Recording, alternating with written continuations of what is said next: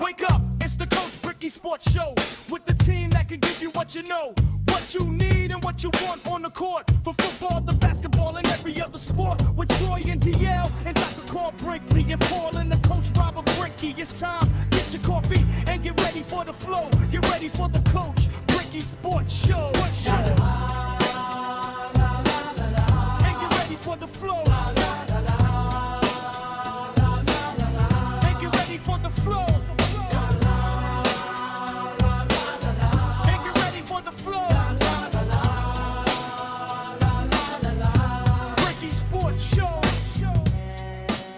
Good morning to you on this August 10th, and it's supposed to be hot this week. Reb, hot. Shut up, hot guys. But anyway, whatever, prepare yourself and do the best you can. Well, again, back for another Coach Brickey Sports Show.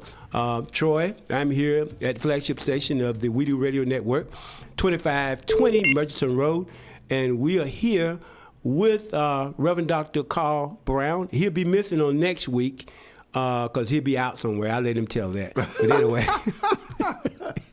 and then we have, on the line, we have DL, and we have the slam dunk master of the ACC during his time, Coach Brickey. Coach Brickey, hold on just 1 minute. I want to address one thing. And that is, I have, a couple dollars in my pocket. And so now let me preface this. I want to take a couple seconds. I don't want the members at Mount Olive to be mad with me, so don't come looking for me, because Reverend Carl is my friend, and he will tell you when we talk and we hang up and we talk often, he said, I love you, brother, and I say, I love him. So we love each other. I know his wife. I love both of them. But them shirts he be wearing, man, I'm trying to tell you. Now, look, last week, it was terrible. But then he comes back, and I asked him, I said, where you get this shirt? And I walk in today, because I'm wondering whether or not he has on this shirt. And he said, well, this shirt is newer than the one that I had on before, meaning that the other one was probably 45 years old, and this one is 40 years old. So look, guys, what we need to do is buy him a new shirt, please, just for me. We're going into football season. I'll chip in. Buy him a new shirt. You got trustees and deacons over there at Mount Olive. Look, I know y'all can come up with a few dollars to buy Reb a new shirt. Okay, Coach, is on you now.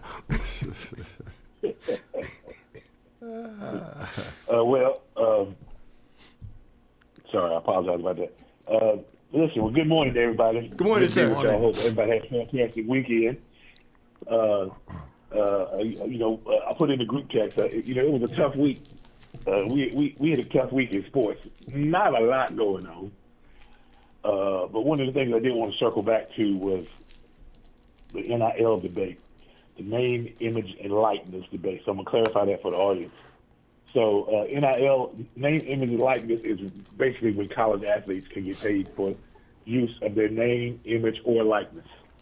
And that's gotten... I was in favor for it at first, but now there's no rules and structure to it, and it's gotten out of hand like most other things. So I want to open it up to anybody who's got an opinion on this. Has college athletics turned into professional sports? Anybody have an opinion on that? Okay, so.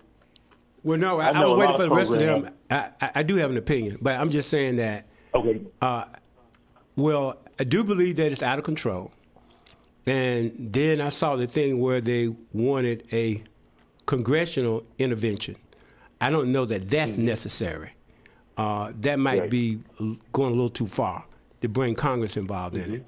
However, I wish that you guys had gotten paid when you were there, Coach, but it just got ridiculous now. And the NIL is all the way down to high school, right? Am I right about that? Right. That is correct. So, what's next? Pee-wee ball? We start playing, guys are playing Pee-wee. It's ridiculous, man. Come on. Because it's just about the money. So, I think all of this money, though, is going to take away from the quality of the game. Yeah. What do you think? And not just the quality. I think it's going to take away from the integrity of the game because, again, it's going to get to the place where the school or the program with the most money can buy the best athletes and even though you can have a group of great athletes and not win, but chances are, if you can compile a group of great athletes together, you're gonna win. And so it's gonna take away from the integrity of the game. I think it might even take away from the fun and the enjoyment and the purity of college sports and athletics, because it's trending almost towards a professional. I think I heard one coach recently talk about, start talking about his college team like a program that he had to get rid of some athletes so he could buy some other athletes. And when you start thinking about college sports like that, it is completely out of control and need to be reined in. But I'm afraid that, Pandora's box has been opened and you can't get Pandora back in. So I don't know how we're going to get it back in line. I agree. DL, you have any thoughts on that? Yeah, I agree with most of what all three of y'all said.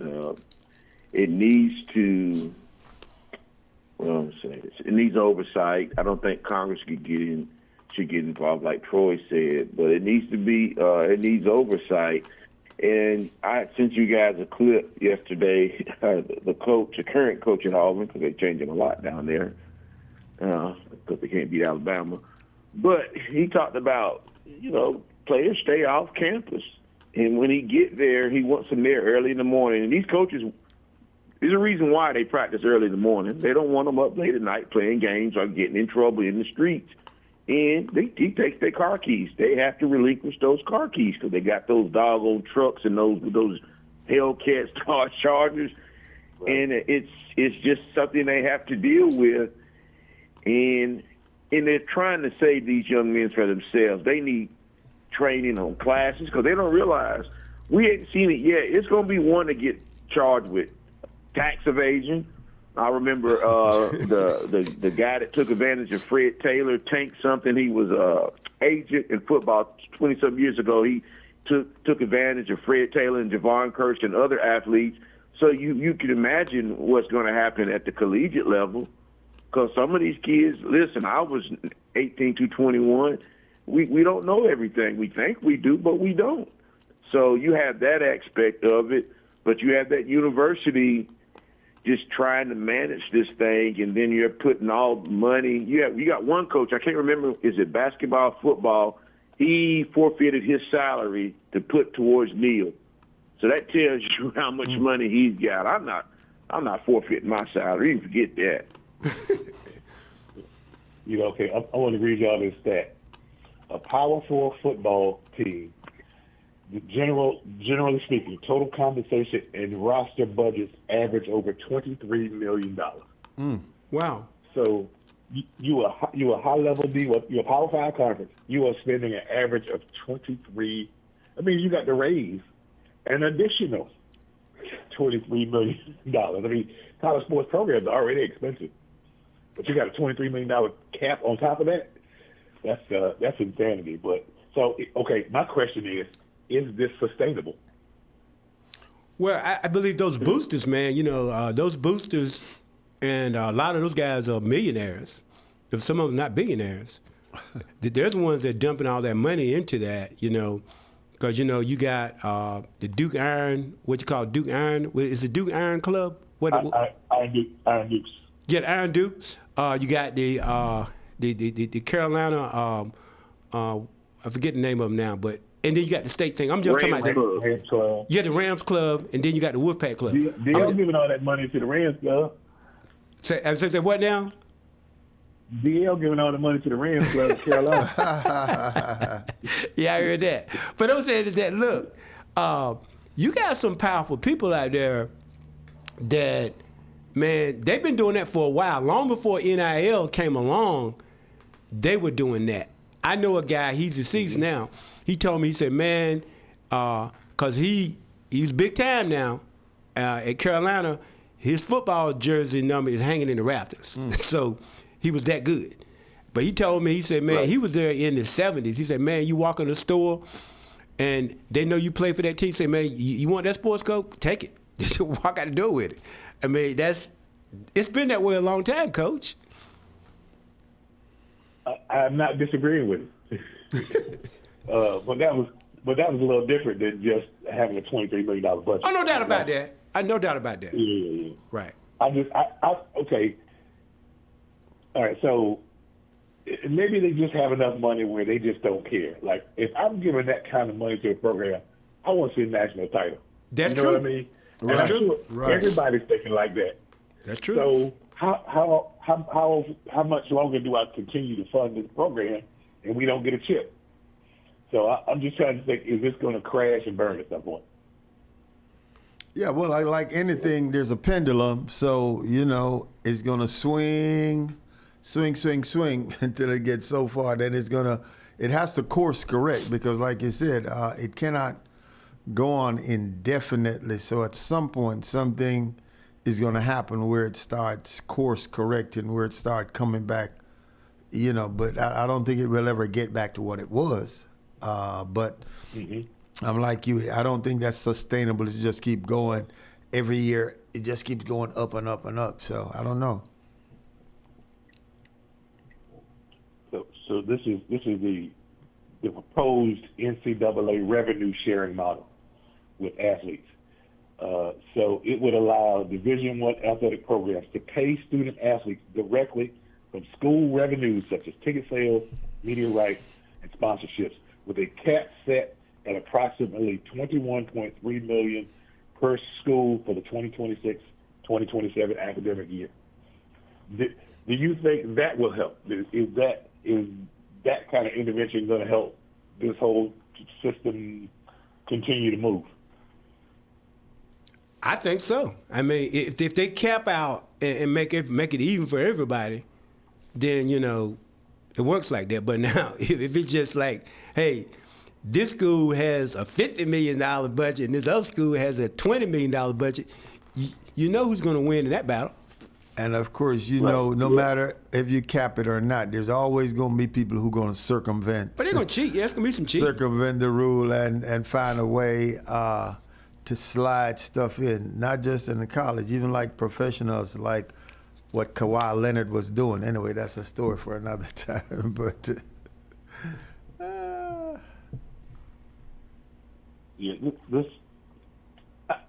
I think we all can agree here. One of the things we love about March Madness is the purity of the game, especially when some mid-major we've never heard of wins 2 or 3 games, or a 16 seed beats a 1 seed. right, And it's the purity of the game. right. And I think that's what makes it great. To me, I feel like I'm watching NBA G League right now in college. Right. Because all it is right now is a developmental league, because they're getting paid better than G League players. That's true. So I don't think this is sustainable at all. Well, look, with that thought in question, though. So what's the end? But, Coach, I got a question for you, though.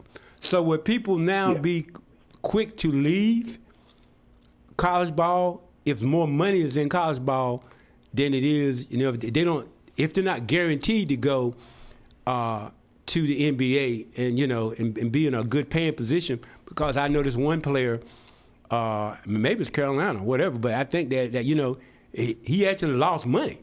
I mean, he left, and he's going to have less money out there where he is now than if he had stayed in college. Right. What was the rebounder just played a few years ago? All-time leading rebounder at Carolina now. What was his name? He played like 6 years. Anyway, he stayed in college because every year he would investigate whether or not he was going to be a draft pick, and he was just a low second-round pick or not picked at all. And so he stayed in school. He was making about $1 million. So it worked out for him. And, I hope he managed that money well over that time, because that could set him up for life if he managed it right. Right. If you're talking about the kid that just left a couple of years ago, I think it did, because I think he was at some shops there on Franklin Street and everything else. I mean, he made investments. He pretty smart guy. Right. Well, listen, I see. I think two things need to happen. One, that needs to be education that goes with the money. And then two, we need to hear the stories of the people who are doing some positive things with the money. Because if we don't, we're going to start hearing stories of kids that blew all the money. So, and we don't want to hear those stories.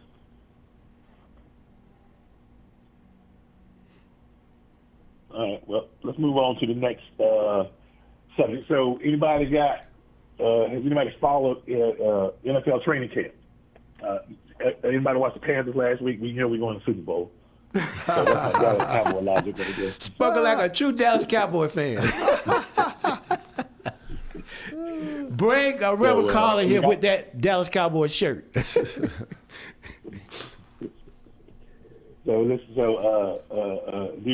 what's going on with Pittsburgh? Is Aaron Rodgers showed up to camp yet? DL there? You losing? Hey, repeat that, Coach. I said, give us a rundown on what's happening in Pittsburgh. Has Aaron Rodgers showed up to camp yet? Well, he showed up at camp, and he's trying to be a part-time politician. Talked about Dr. Fauci. He won't play Thursday. Their first preseason game is on Thursday. And, no, he will suit up because they're playing Green Bay at home. So I think he'll throw a couple passes. He might see one series.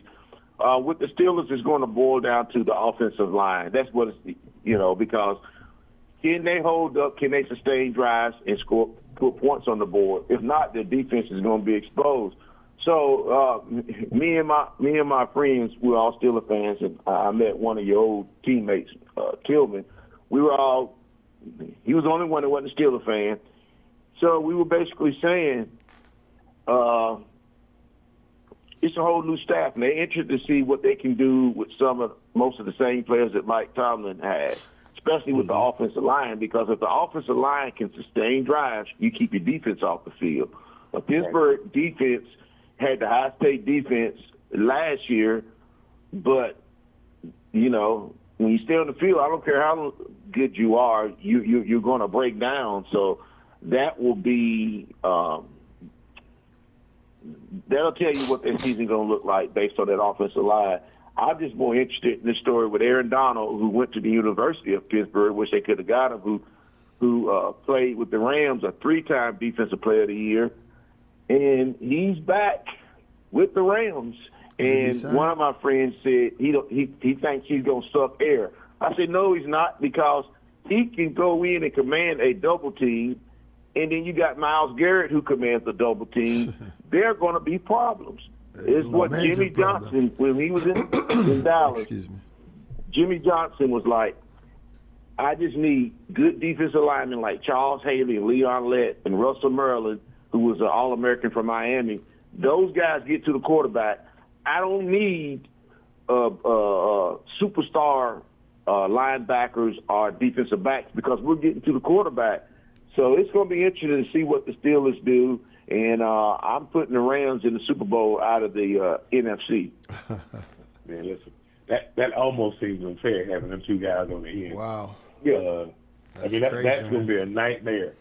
Look, defensive coordinators right now are already got that game circled on their calendar because they don't know what to do with those two yet. So that's going to be fun to watch, though, as a fan. And interesting before I kick it to you guys, the Raiders got some drama going on. Max Crosby, who was their best, he's been a perennial potential defensive player of the year, and he's the one that got traded to Baltimore and it was voided because of an injury. Him and Kirk Cousins, the 36 or 37-year-old quarterback, got into a fight. They both got sent away, and Kirk Cousins has not been back to practice. Wow. So it's interesting drama. And it's allowing the first-round pick from Indiana, the quarterback, to get in there. And he's had a little rough start at the camp, but the Raiders got some drama going, fighting amongst themselves. But that's a good thing. See, now they sound like my Raiders. And if you notice, if you look at this, I have on my Raiders hat. So the thing is, So the thing is, that's the Raiders, though. I mean, they look. They've always had a reputation of fighting and stuff like that. That's good news. I like that. Mm-hmm. Okay. Well, Dr. Brown, who's your team? Ravens. The Ravens. Yes, you sir. You got a report on the Ravens? Yes, sir. Well, they getting the players locked up. Zay Flowers signed his contract. He's ready. It sounds like they're buying into this new coach's philosophy, and just from what the players are saying, that they think that with the new coach and the new offensive coordinator, that they are ready to go. I can't wait to see them on the field, to see them put it together. Lamar's playing with a chip on his shoulder. They dropped him from his fellow players, dropped him from the number 2 rated player last year to number 6 to 9 or something like that this year. So he doesn't like he doesn't like that. And of course, his thing is, said when he first came in the league, everybody said he was just a runner. Then now that he's passing well, they say he's not running anymore. And so, he's got a lot to prove. But I think they are ready to have a more balanced team, and I think they're going to win that division. Okay. We'll get with that. We'll come back to that on the outside of the break.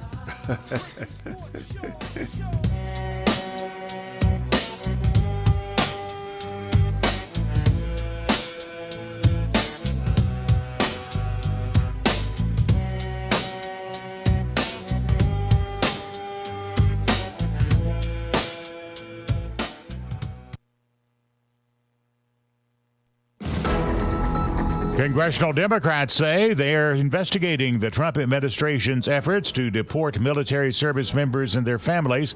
That news follows an Associated Press investigation that found more than 50 active duty troop spouses and parents had been detained by immigration authorities. Nash County EMS Director Dale Griffin died Saturday after drowning at a beach in Carteret County.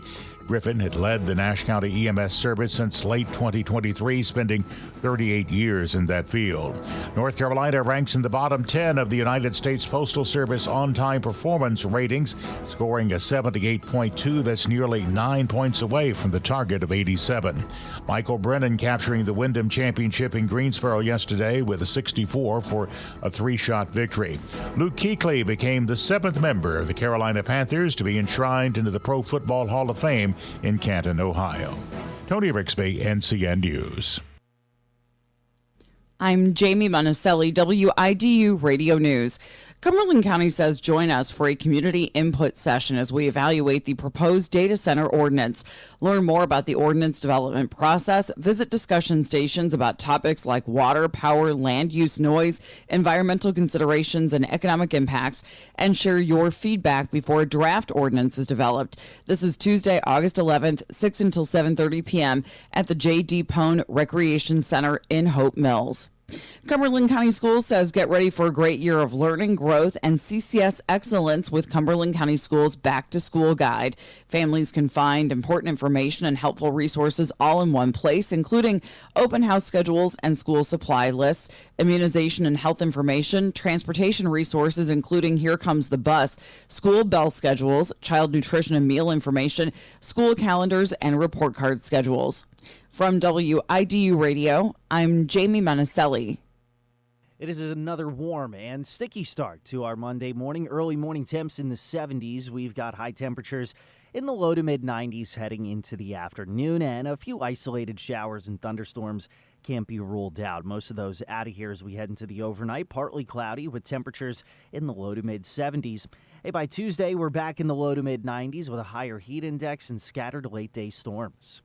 I'm meteorologist Chris Michaels in the NCN Weather Center. Hi, I'm Mitch Colvin, president of Colvin Funeral Home and Crematory. For over 50 years, our family has provided professional services with dignity, compassion, and respect with families during a time of need. We realize funeral services are as unique as those we're honoring. We offer a variety of affordable, quality services tailored to meet each family's needs, specializing in burial and cremation services. Proudly servicing Cumberland, Robeson, Hope, Harnett, Bladen, and surrounding counties from 2 locations, 2010 Murchison Road, Fayetteville, 1904 Elizabethtown Road, Lumberton. For more information, visit our website, www.hmcolvin.com.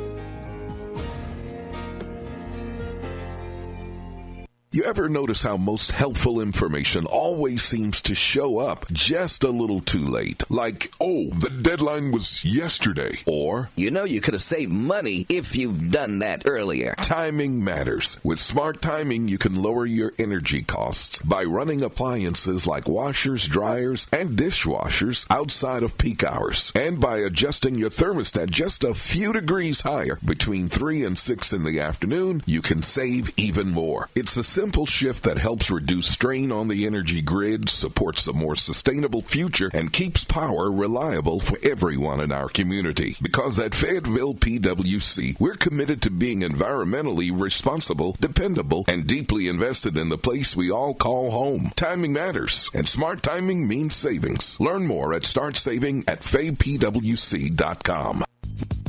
Get ready and dare not miss Massey Hill Fun Day, 10 in the morning until 2 of the afternoon, August 22nd, 2026. Massey Hill Fun Day, free food, games, live DJ, bouncy houses, face painting, entertainment, featuring Fayetteville Police Department and Fayetteville Fire Department at Massey Hill Recreation Center, 1612 Camden Road, Fayetteville, North Carolina. Massey Hill Fun Day, August 22nd, 10 until 2. Proudly presented by New Hope Gospel Ministries, The Life Center, Lighthouse Harvest Church, Williams Chapel Church, New Life Ministries, Fayetteville, Cumberland County, New Hope Gospel Ministries, Massey Hill Community Watch, Life Transformation Church. Massey Hill Fun Day, August 22nd, 2026, 10 until 2. Encouraging the public, everyone, to come out and enjoy Massey Hill Fun Day. See you there.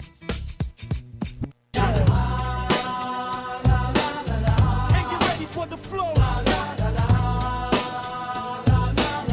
And get ready for the flow. We're back now for the Coach Brickey Sports Show. Coach, back to you, sir. I want to throw something else out since we're talking about football. It seemed 10 years ago, running backs were devalued in the NFL. It seemed like, you could be a great running back. You can make some money, but they didn't put a premium on paying running backs. Well, this past week, 3 running backs got historic contracts. Yeah. Jamar Gibbs with the Lions signed. He's averaging $22.5 million. Bijan Robinson of the Falcons is at $22.25, and then Jonathan Taylor got $22 million from the Colts.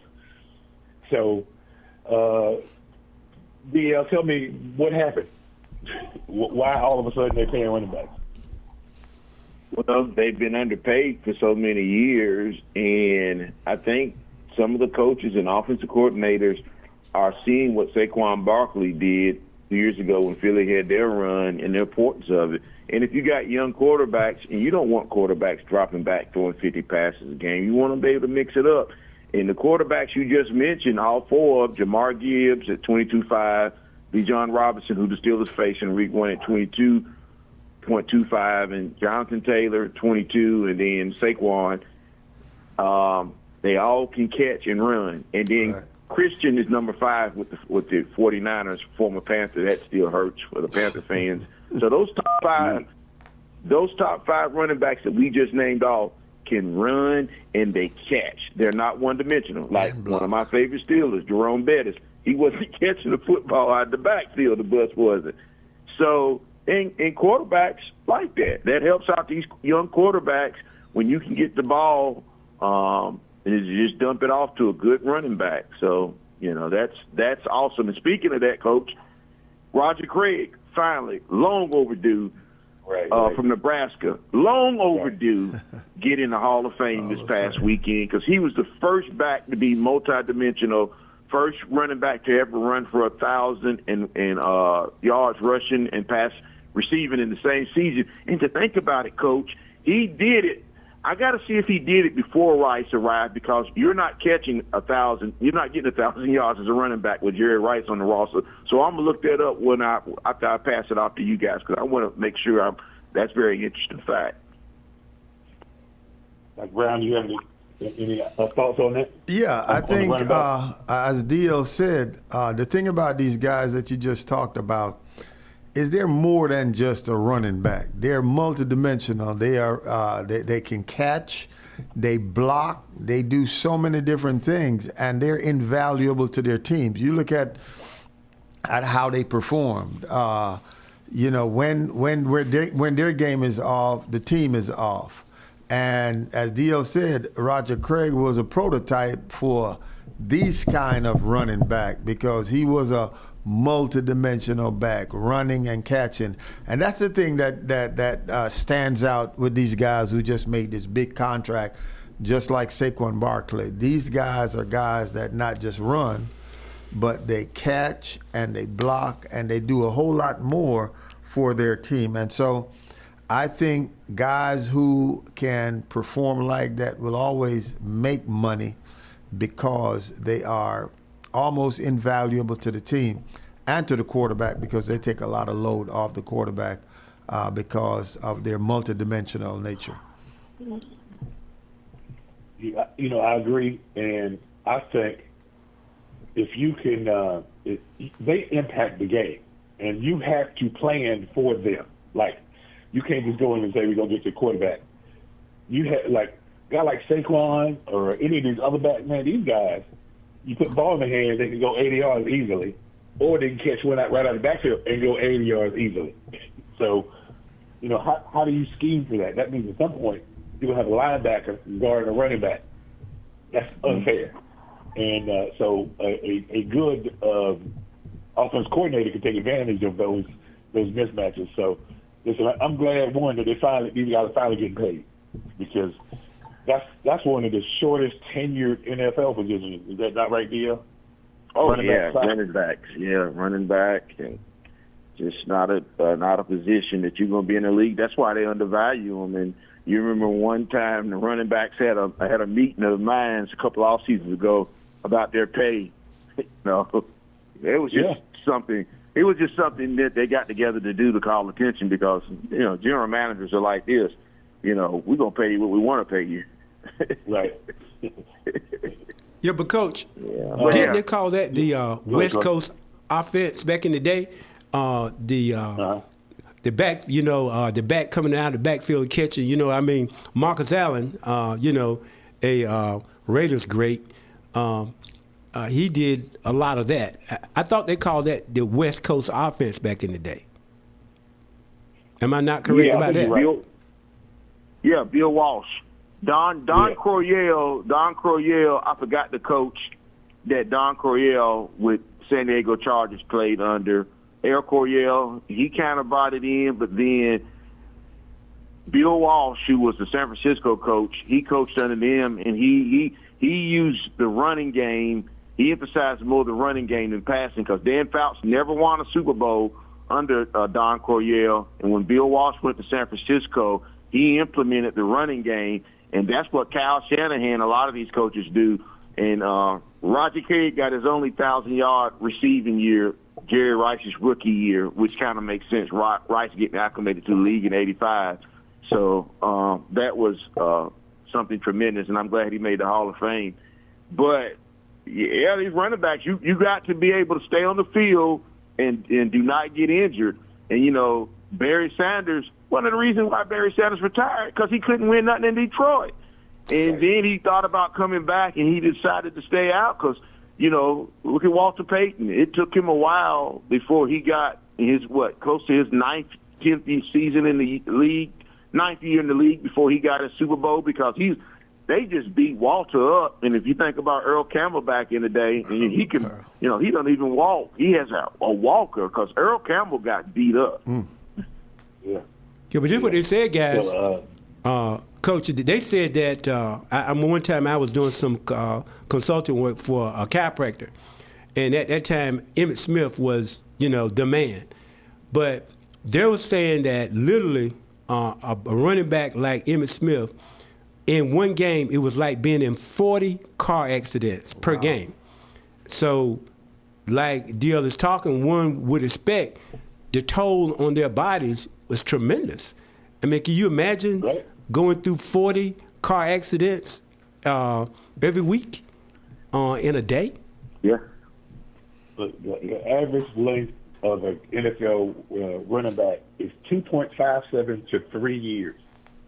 So, you think about what they do. When they get the ball, somebody's trying to kill them. Or if they don't get the ball, they got to block somebody who's much bigger, faster, much bigger and stronger than them. So the whole game, you are being pursued by large people or having to block large people. That's got to be hard. Yeah, but if you think about Emmitt Smith, because he had that good line, Emmitt Smith did Dancing with the Stars. If you see Emmitt Smith on TV, I can just look. He benefited from that line, and I look at his gait. Whereas I seen Thomas Davis, who used to play for the Panthers, I seen him in the mall about 3 years ago in the mall down here in Pineville. Thomas Davis was a linebacker for the Panthers. I seen his walk, his gait's all jacked up, and he was a linebacker. So those guys take it too, because linebackers they make the most tackles because the linemen are consumed by blockers on the by offensive line. They're consumed by blockers, and so these linebackers and quarterbacks meet in the middle. And I'm like, wow. And Thomas Davis is probably late 30s or early 40s now. So these guys. You think about it, Troy, you said it, a car crash. That's, you think about folks who jump out of airplanes, it's wild. Mm-hmm. Hey, but Coach, when you talk about Emmitt Smith having that line, Emmitt Smith bought his whole line Cadillacs or something like that. Remember that? It was something that, he rewarded them. Because he knew that was his success, and he took care of his line. Off season, he got all that money, but he look, these guys are the reason why I'm successful. Right. Yeah. And like I said, I think he bought them all Cadillacs or something like that, but I know he did some kind of big gift toward those guys. I thought that was smart, but that's what happens. But guys, you realize that, and Roger Craig revealed that, that now he has some concussion, all the concussion he's had over the years now, he has problems mentally, and that's the long-term effect of professional football players. And I don't think the league really takes care of them. I'm reminded of a person I know. He was playing professional football. He recognized that he had several concussions. He tried and tried and tried to get the NFL to help him, and they refused because he couldn't prove whatever they needed for him to prove. Eventually, he ended up in a mass murder situation where he ended up killing 6 people plus himself. And I actually had to do his funeral. Wow. And I was a chaplain at the time for the police department in the community where he lived and where the mass murder took place. And after they sent his brain in to be examined, they said that, man, he had a massive problem. And so, but why do you wait until after somebody died before you say, okay, we realize, they recognize there's a problem. So they need to be proactive in terms of helping athletes, take care of their medical needs after they've almost given their life for the sport. So that's a big problem that needs to be addressed. Pastor Brown. Yeah, Pastor Brown. Here, I'm going to look at it from another perspective. Now, they do receive benefits. They do have a pension, and they do have a health plan for them. And someone would say the NFL is going to look at it like this. CTE has to be discovered after they die. And when you start playing football at a young age, and if you're not using the correct techniques from middle school to high school and then college, and then you get to the NFL, I know why they put it all on the NFL's table, because they're the one with the lone bucks. And so the NFL, you ask these players, would you do it all over again? And they would say, yeah. They do it all over again. And CTE is going to be a problem with the NFL. That's why they've taken away the vicious hit. They get away the guardian hamlets. They look real crazy looking. like a Martian. Some of the players wear them during the games, and they wear them during practice. And a lot of them, Mike McCarthy for the Steelers has said, one coach has said they're not doing any tackling in practice. He said they can do the techniques or wrapping up, but they're not going to tackle each other in practice. CT's going to be with us for. It's always going. As long as you play this sport, they're going to be the issues of CTE. I'm a coach tell you a little bit. I think you think about a football player. They start in little league. Right. Mm-hmm. They start banging heads with somebody at 8 years old. And that goes all the way through until they get to the NFL. So CTE could have been present prior to their NFL days. Mm-hmm. So, I think, there's a case for that, but how do you prove that? Right. Yeah. So I agree. So I think the NFL is trapped in a sense because they may be dealing with injuries that happened prior to their tenure in the NFL. So, but see, Coach, I'd like to see how they handle that one. Coach, what about in North Carolina? Then less people are playing high school football. I mean, parents are not allowing their kids to play it. I mean, I was out to breakfast a couple weeks ago with a friend of mine, and we're about the same age. He just turned 70. His daughter had his youngest daughter has a son, and that boy's thick, man. I mean, he's not even a year old, but look, I bet he run into you, you feel it. And he said, "Man, look at my son. He could be playing he could be playing football one day." His daughter said, "No, that's not gonna happen." So I'm just saying, there are parents out there saying, "No, my kid is not getting out there."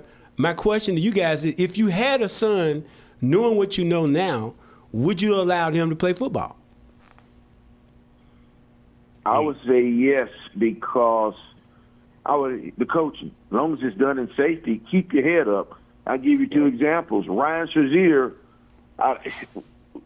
we probably would have won a Super Bowl that year from Ohio State linebacker. He did it. I've seen games he did before. You can't tackle somebody with your head down, and he's paralyzed. Jim Brown used to be critical of Franco Harris because Franco ran out of bounds. Jim Brown was saying he ain't got a business running out of bounds. Well, Franco was smart enough to do that. Another running back, So I would say yes. You got to have good coaching and good technique. I don't have an issue with it, but I also respect the parent who said no, because they get to make the decision for the child until they get of age. Let them play soccer or baseball. Well, I would say if it's my grandson, let him be the kicker. Okay, yeah, he's not getting a whole lot of tackling. Right. There you go. Yeah. You know what? I would probably sit down. I would probably have an expert come in and have a talk and say, "Hey, and look, here's what we're concerned about." Because right now you excited about playing football, but you got to think about 20 years from now. And so and maybe if I maybe let him play, but I got under the guise of I got to feel like my son is highly educated about the possibility. And then also, like Bill said, good coaching technique and all that. So I would probably say yes if we could package all that together.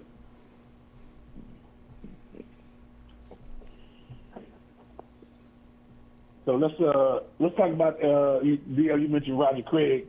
What about Luke Kuechly, Carolina Panthers? Great. Yeah. Luke getting elected to the Hall of Fame. I wonder if he wrote his entire speech out, because now he's being criticized because he didn't mention Cam. Listen, it's his speech. He mentioned a lot of players and coaches. Dude, I don't like to get in all that drama, but you don't mention Cam Newton. He's a good. Listen, James Harrison, Luke Kuechly. Let's face it. I'm gonna be real quick with y'all. I like Luke Kuechly. He was a tackling machine from Penn State. I don't like his body of work as far as being compared to somebody like James Harrison, who was an NFL MVP and a Super Bowl champion with that long touchdown. His career started off slow because he got cut 2 times by the Steelers and the Ravens, but he came on, and James Harrison and Ryan Clark changed the rules why you can't hit hard like they used to back in the day. So Luke is in there. I'm just torn. About 5 or 6 good years. Nah, I think he should have waited longer. Yeah, I was surprised. I was surprised that he made it in so quickly myself. I mean, he was a good player. I mean, I'm like you. I didn't see him as a Hall of Fame player, but I mean, he was great doing what he did. But I'm like you. When I saw his name on the Hall of Fame list, I said, "Wow, that was quick." But again, you can't take away what he did. But I'm like you, DL. I didn't think he was that outstanding, but he did what he did. DL, I would say, do your research. Atkinson with the Raiders is the reason why they changed the rules. I mean, you might not be old enough to remember him, but that guy. I mean, look, nobody hit the way he hit. Trust me. Yeah. Go back and look. Matter of fact, you probably can watch some of his stuff on YouTube. That guy was a monster. And if anybody made them change the rules, it was Atkinson from the Raiders. Well, Troy, I'm talking about not in the 70s and 80s. I'm talking about in this era, Troy. That's a different era.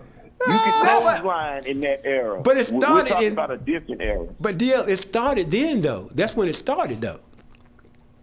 No, Troy, if you want to, let me get back on the subject real quick, Luke Kuechly. But the reason why the Mel Blount rule was in place from Pittsburgh is because you could hit receivers. Now you can only hit receivers either after 5 or 10 yards, you can't mess with receiver no more. That was the Mel Blount rule. So rules, you had that rule in the late 70s and early 80s, but now you had a different set of rules that were put in place because of Harrison and Ryan Clark. Sure, but Blunt learned that from Atkinson. Okay. Trust me. He's gonna get his Raiders in, guys. Let him get one. Let him get one in. I mean, but the Raiders are Hall of Famers now, man. What you talking about?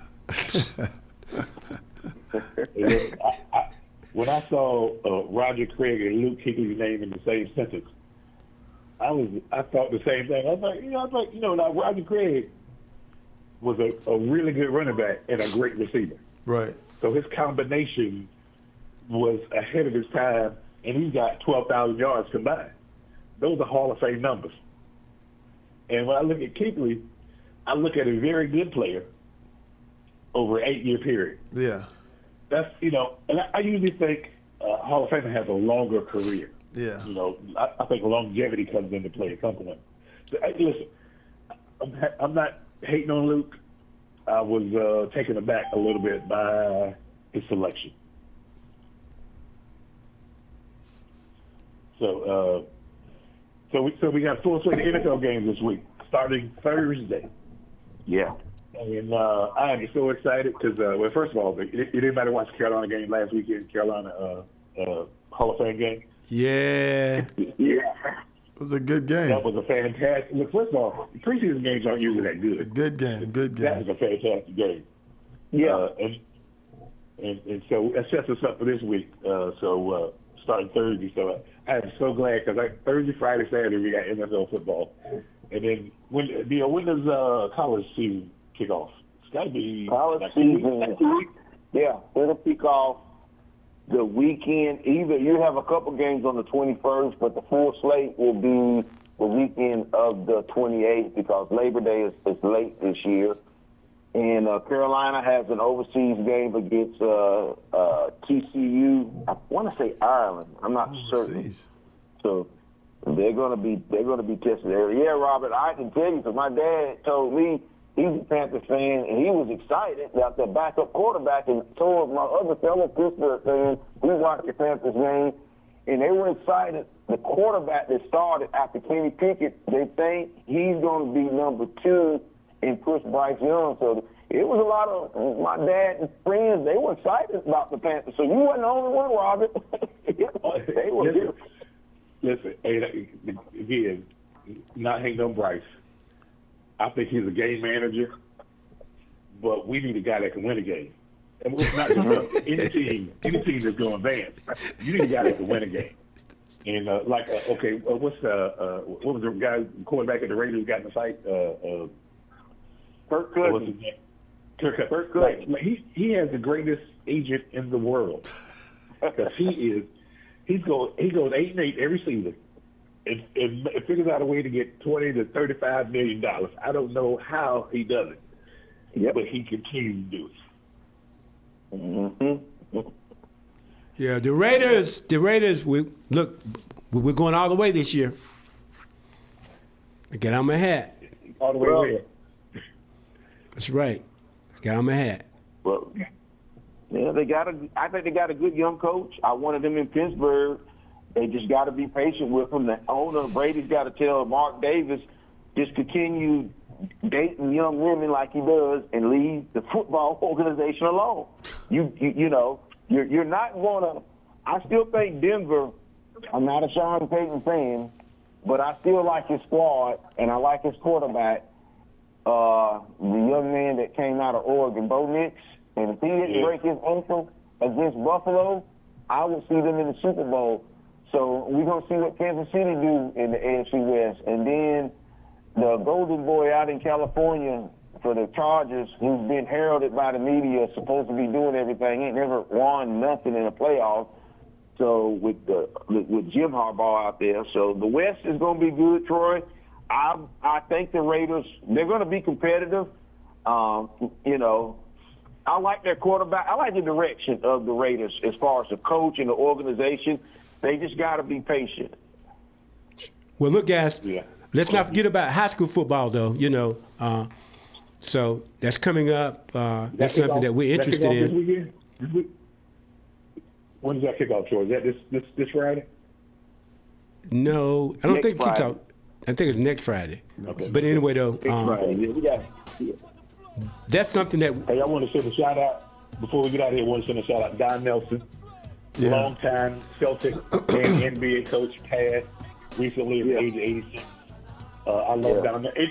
I know guys that played for Don Nelson, and they raved about him as a person and how great he was as a coach. So, rest in peace, Don Nelson. And Troy, that's it, man.